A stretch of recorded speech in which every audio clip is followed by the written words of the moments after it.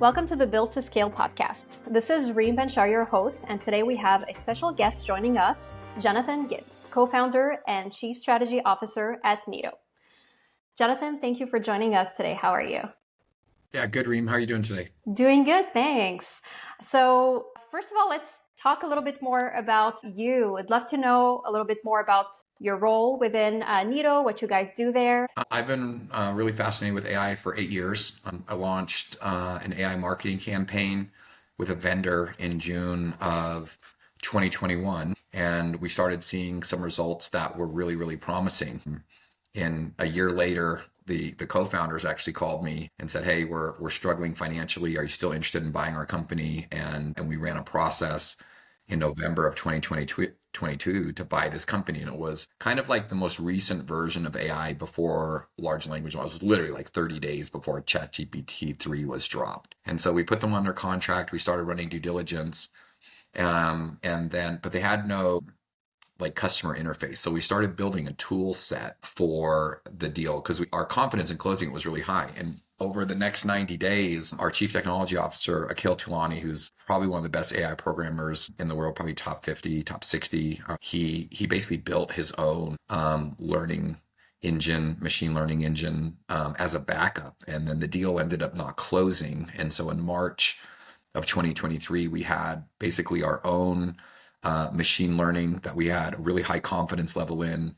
And then with ChatGPT 3 and other large language models becoming available and being open source, it gave our AI the ability to learn really fast. And so we were able to go from company creation in March to a working product in May and, start building AI employees that immediately start replacing humans for a fraction of the cost. Nice. So you kind of started much earlier than, when AI started becoming really hyped up, which feels like it was just a few months ago, but it's been probably a year or two, right? Yeah, well, I've been a big lead generator for a lot of my career. And so when you're in the lead generation business and you're building sales funnels, you have your cost per lead and your cost per close, right? And then there's a big gap in between how many leads you get and you close. And we all struggle with the same thing. Like if I could just close 5% more, or I could close 10% more, there's a lot of fixed costs and the delta in your profit can go way up with small, higher pull through. And so I've been working actually with ClickFunnels and Bubble and all kinds of automations, building complex decision trees like if-then models so that we can automate Facebook advertising, Google advertising for a long time, just so we could generate a higher pull through. I mean, we were sending call center employees home with company cell phones because if they responded within 5 minutes or less of the form fill on Facebook or Google or something, the pull through was higher. So even just having somebody on demand 24/7, the first minute that someone expresses interest in your product, as consumers today, especially in America, I feel like our attention spans, like our level of interest, like you can have someone fill out a form fill for solar, for example, at 8 o'clock at night. And if you reach them at 9 o'clock at night, an hour later, they're completely disinterested. And now they're focused on a Hawaii vacation.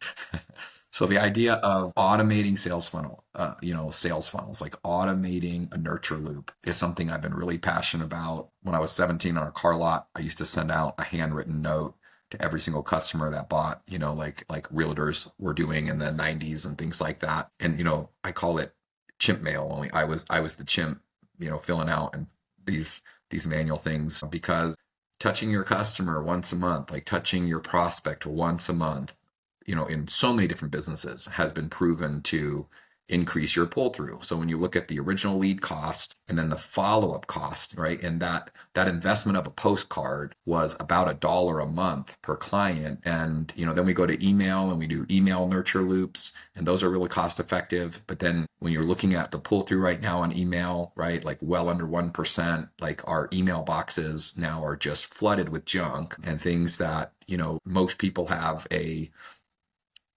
bogus Gmail account that we use for all the applications and things we have to fill out because we don't want those emails in our boxes. But the idea of constant follow-up, the idea of constant contact has always been one that has yielded better results in sales and nurturing. And AI now enables you to do it at such a low cost point that whatever you've paid for your lead, whatever you've paid for your initial lead, the idea of paying a few pennies per text message to follow up with that lead is really negligible against the value of acquiring that customer. And, every CRM on the planet has been able to send out a text message for the last 10 years to a client as sort of like a ping or a notification. But now you can send that text message and that goes to an AI agent who can have an extremely intelligent conversation 24/7, 365 with your prospect over any number of job functions. Yeah, that's amazing. Do you want to give me maybe a sense just for any listener who's wondering what an AI agent can do? What are maybe examples of tasks an AI agent can do? So you mentioned sending a text and having that conversation over a text. Can they call and have a voice conversation as well? What else can they do? Yeah, it's really interesting. In fact, for people who are listening to this, if you're on LinkedIn, Reid Hoffman, one of the early investors in PayPal and dozens of other companies, people consider him kind of like the oracle of like Silicon Valley. He just did a Zoom with an AI version of him that's 20 years younger. And you really can't tell the difference. You really can't tell who the AI is. And so with the right equipment, voice, video, texting, it's all really almost the same. Like the capabilities are really the same. You can give a superhuman experience. Like I'll give you a great case study. Like take an addiction recovery call line. You've got addicts that might be calling into that 800 number on and off over years. And every time they talk to someone, they're going to start their conversation over. People can go by what's in the notes, but it's going to feel like a new conversation every time. These people are typically higher paid than most call center operators because of their training and then the stress that they undergo, where people are threatening to harm themselves or other people. Like that's a very stressful job, right? That's a stressful job for any human, regardless of your emotional intelligence and experience, to stay in that job. We can give someone a PhD in addiction recovery and the components of it, of the chemical substances themselves, of different type of therapies, different type of talk tracks that AI is going to experience. It's going to be able to display like empathy to the user, intelligence to the user, correct information to the user, but it's not going to have an emotional toll. It's not going to go home and like take something out on their wife or husband because they've had like a really stressful day.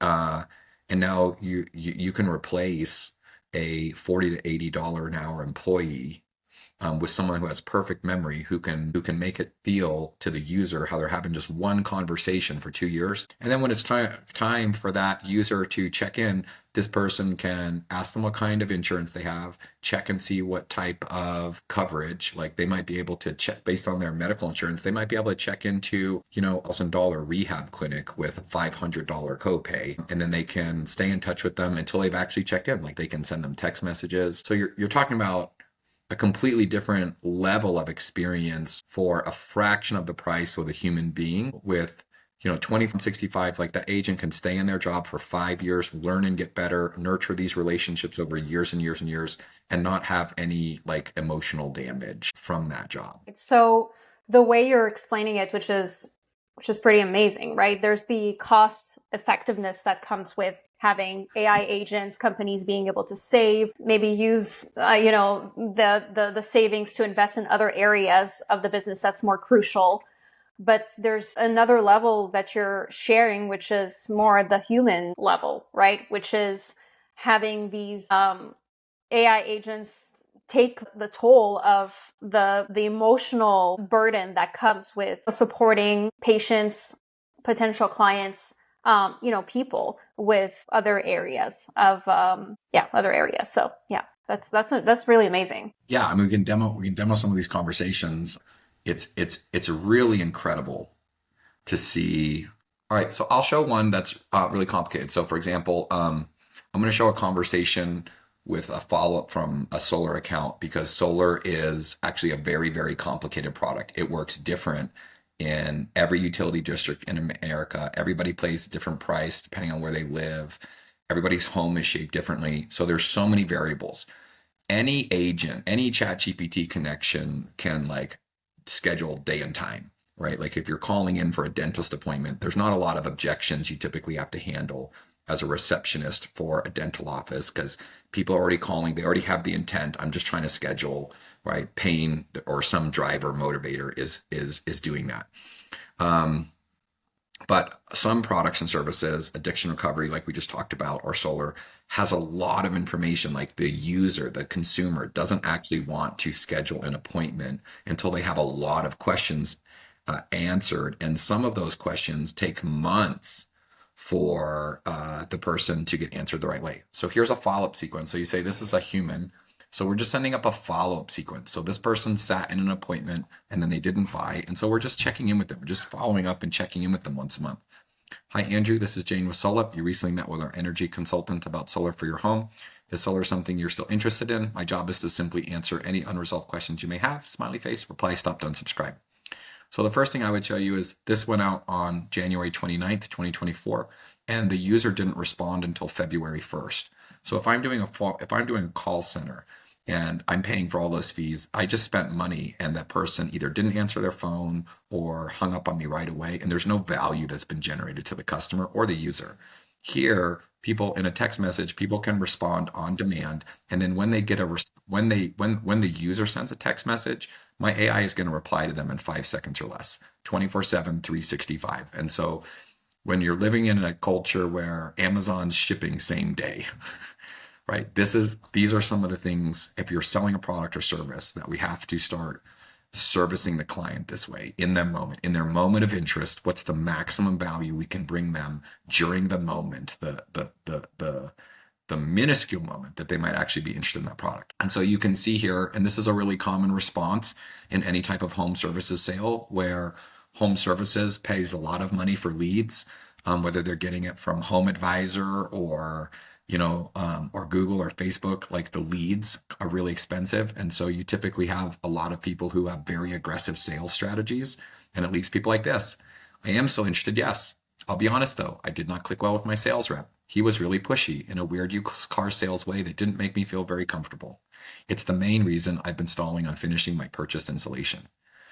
So and there's a lot of products where, sales orgs are incentivized to close right away. And so when you have salespeople who are trying to make a close in what you call a one-call close environment or a one-sit close, those type of personalities typically tend to not be very good at follow-up, right? So you have like competing characteristics here. And so coupling this is a great way to make sure you catch things that could hurt your brand, as well as kind of optimize for more customers want to buy over time than want to buy instantly the first time they hear about something. So here you can judge her emotional response, Reem. This is an emotional response. This isn't a script. This is an intelligent being, basically, if you will, right? Like that's from her training, based on millions of customers in this category. Like this is her response. Oh no, Andrew, sad face. I'm really sorry to hear about your experience. We certainly don't want to sound pushy. Let's refresh this together. Do you have any lingering queries about solar or our services that I can clarify for a smoother process? Now, I would say, based on what happens next, that this is such a great answer that the homeowner in this case forgets their primary objection and actually goes into what the real buying objection was at the time, which is actually not emotional at all. It's actually very technical. And he dives into it. Main one is whether or not we can power both our services.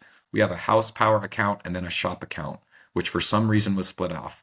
The second breaker only has a hot tub on it, which is kind of dumb, but that's how it was set up when we moved in. So now, like good salespeople oftentimes struggle with technical proficiencies.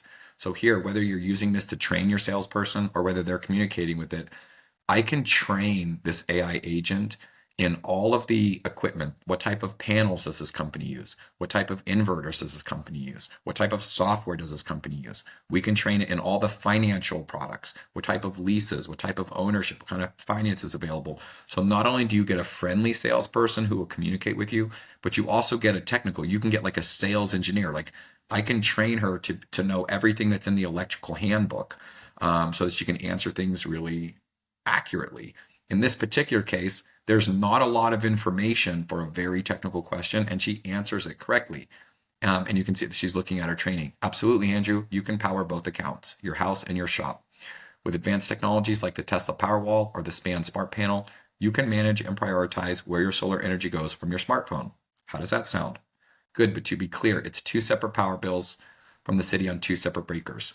Now, this is where her training gets really good, right? Like, we want to train her with empathy. And so instead of saying, yes, I told you, right, she's going to restructure the same answer to give the person confidence that she was right the first time, but also not make them feel bad, right? One of the things she does here is restating the problem for them. Yes, Andrew, despite two separate bills and breakers, our advanced systems can manage both. The SPAN Smart Panel or Tesla Powerwall give you control of your power distribution, restating the issue regardless of how the setup was done. Now she has a pretty good confidence that she's solved this problem, so she's going to go in and ask for the appointment now, which is what her training is.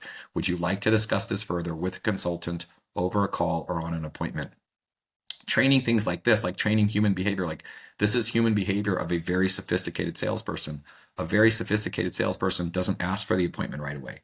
They ask pre-qualifying questions like, did that make sense? Did I answer your question? How does that sound? To make sure that they're heading the right way for a potential prospect before they ask for the appointment. Once the user says, sure, I'm out of town, like then scheduling book and time, any AI on the planet can do book and time, right? Like that's not the complicated part.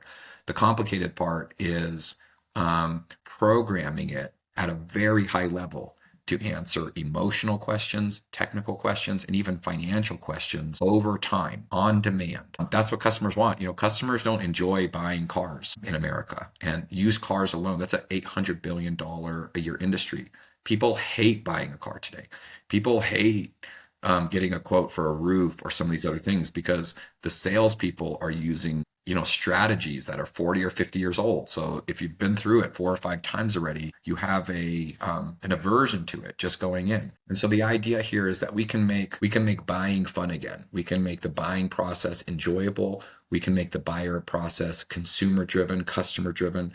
We can service the customer needs and still provide a lot of value to the company. When you're $100,000 a year salary plus commission, when you're paying call center operators $10, $15, $20 an hour, you have to go in for hardcore closing because companies are having to recuperate a lot of money up front. But when your cost of communicating, like this, the entire communication that you just witnessed, it could have taken, now in this particular case, it took place in one day, but it could have taken place over 12 months. Okay.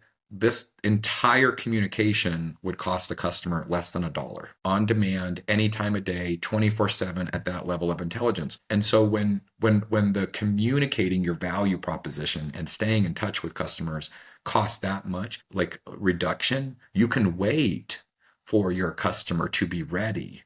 Right. And if you start the campaign with like a big enough data set, every month, a percentage of those customers are ready now. And now you're servicing customers that are ready for your product, you're ready for your services, they've thought about it for a longer period of time, and you don't have this massive, sales cost, like customer acquisition cost up there, weighing your company down. Yes, this is great. I mean, we've heard a lot about AI agents lately, but this is a kind of a really clear use case where we can see the benefits, and it's kind of applied in a real life situation, and it's pretty clear in terms of what it brings to the table in terms of benefits, cost savings, lower customer acquisition costs, and such. So this is really exciting. Where do you see this AI agents maybe evolving in the next 3 to 5 years? What does that look like from your perspective? Spending the last few years in AI, I feel like you can see a lot. I got a chance to spend a day with Reid Hoffman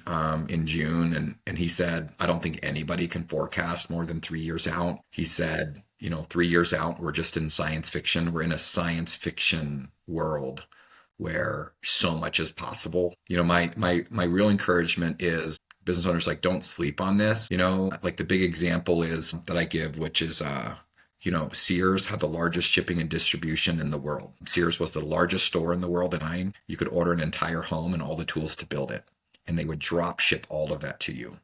That sounds like Amazon today. A new technology came out in 1995, the internet. There were 5 million people in America on the internet in 1995. In 1995, Amazon.com got started selling one product online, books. By the year 2000, 100 million people in America were online. And a lot of companies still don't have a storefront. All Sears had to do was take their catalog and put that online.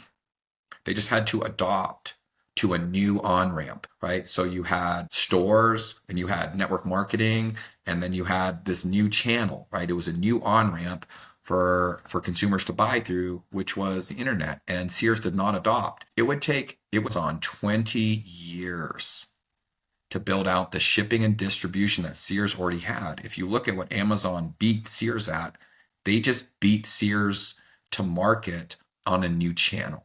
That's it. They didn't beat them anywhere else. And so what I would tell people is this is a new channel. You have millennials, which are 28 to 43 years old. They are the largest generation on the planet.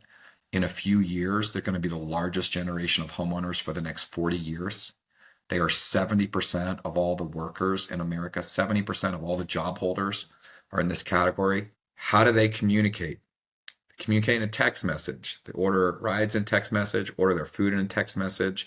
They watch 6 hours worth of content a day. 85% of it is subtitled. It's very text driven. I would argue that in 3 or 4 years, most consumers who are millennials are going to want to buy your company's product in a text message. They're going to want to communicate with your company in a text message. And if you can't do that, you're going to be missing like the largest demographic, right, of buyers and people who can finance things, people in whatever your product or service is, like you don't want to miss this group. And so I think that's the big thing, like where, technology is always conforming to the consumer. Baby boomers like price comparison and they like 2 or 3 quotes on things. So technology serviced them when it first came out, and you had Priceline, Travelocity, Expedia. You have 10 different companies that are all doing the same thing, and they're doing it the same way. They put every single hotel's price next to the other one. They put every single flight next to the other one. That's not this generation. That's not what this generation wants. This generation wants like the target consumer, the core consumer wants ease. They want convenience. They want convenience over price comparison. They want convenience over choice. And they're actually a very, very loyal purchasing group. Like when a millennial chooses Uber, they don't put Lyft on their phone. When they choose Lyft, they don't stand there in the line and see like who's coming faster, who's less. That's what my dad would do. You know what I mean? Like they want convenience. They grew up on Snapchat, Instagram. They want the millionaire lifestyle, whether they can afford it or not. So assistants that are automating things for them, consolidating their bills, organizing their calendar, organizing their photos, doing things for them automatically. That's what they want. And technology is prepared to give it to them. And so I think, anybody wants to learn, there's channels you can follow, like, in my opinion, the center of AI in the world is on Stanford campus right now. HAI, HAI, Human-Centered Institute of Artificial Intelligence. Everybody's collaborating there. There's a tremendous amount of free content that they put out every day, every week. I would say, it's like my friends that wanted to learn Bitcoin in 2017, I would say buy some. Because you're not actually going to care about what you're learning until you own some and then you see it go up and down. And that's the same thing with AI. Like there's so many different tools, things are available. Find a tool that's powered by AI that helps you with a function that you want and spend 20, 30 minutes a day on it. Like, use the technology, experience technology. That's the way to sort of not fall behind. I think it is going to be more disruptive than the internet. So, it's companies that don't adapt. There's going to be more Sears. There's going to be more giants that don't deploy this technology quickly or effectively or not.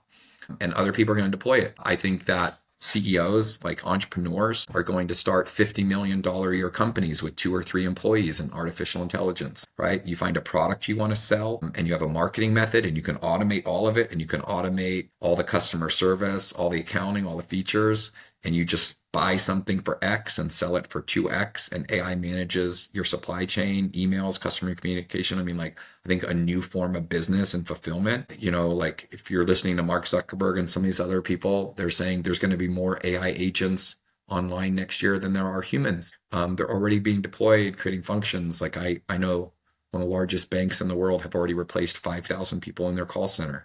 So like it's real, it's further along. I think the recommendation I have would be, A lot of times when new things come on, we all sort of suffer from confirmation bias. Confirmation bias is a Democrat tends to only believe things that favor Democrats, or a Republican only tends to believe things that favor Republicans. You go into it with your mind made up. People that are looking at AI and they think that the tech isn't there and it's not going to be there for a long time because it's been slow in the past are wrong.